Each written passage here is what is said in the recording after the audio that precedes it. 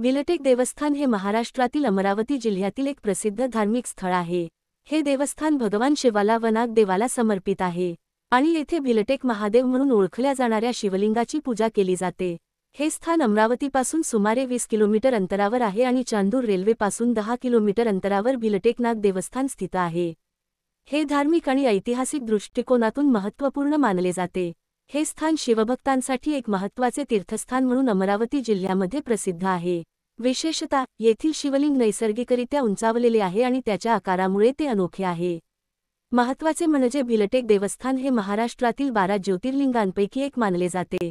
भिलटेक देवस्थानाचा इतिहास खूप प्राचीन आहे। असे मानले जाते की हे स्थान पांडवांशी संबंधित आहे आणि त्यांनी येथे भगवान शिवाची पूजा केली होती।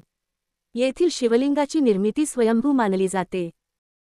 उत्सव आणि सण महाशिवरात्री हा सर्वात महत्त्वाचा उत्सव असून या दिवशी येथे मोठ्या प्रमाणात भाविक येतात। श्रावण महिना, या महिन्यात भक्त शिवलिंगावर पाणी चढवतात आणि विशेष पूजा अर्चा करतात।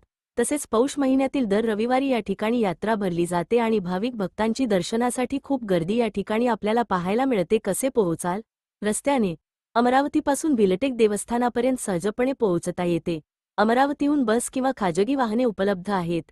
रेल्वेने अमरावती रेल्वे स्थानक हे जवळचे रेल्वे स्थानक आहे किंवा चांदूर रेल्वे विमानतळ नागपूर विमानतळ हे जवळचे विमानतळ आहे, जे अमरावतीपासून सुमारे 150 किलोमीटर अंतरावर आहे। भिलटेक देवस्थान हे धार्मिक आणि आध्यात्मिक शांतता शोधणाऱ्या भक्तांसाठी एक आदर्श ठिकाण आहे। येथे येणाऱ्या भाविकांना शांतता आणि आनंदाचा अनुभव येतो।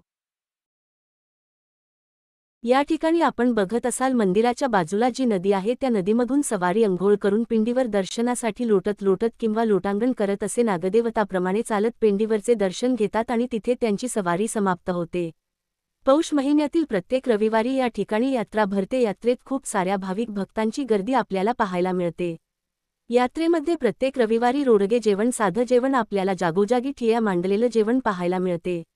म्हणजेच भरपूर लोक या ठिकाणी जेवण करतात आणि कोणी पण यात्री करू आले यात्रेमध्ये तर कोणीही ठिकाणी जेवण सुरू असले की त्या ठिकाणी जेवायला जातात।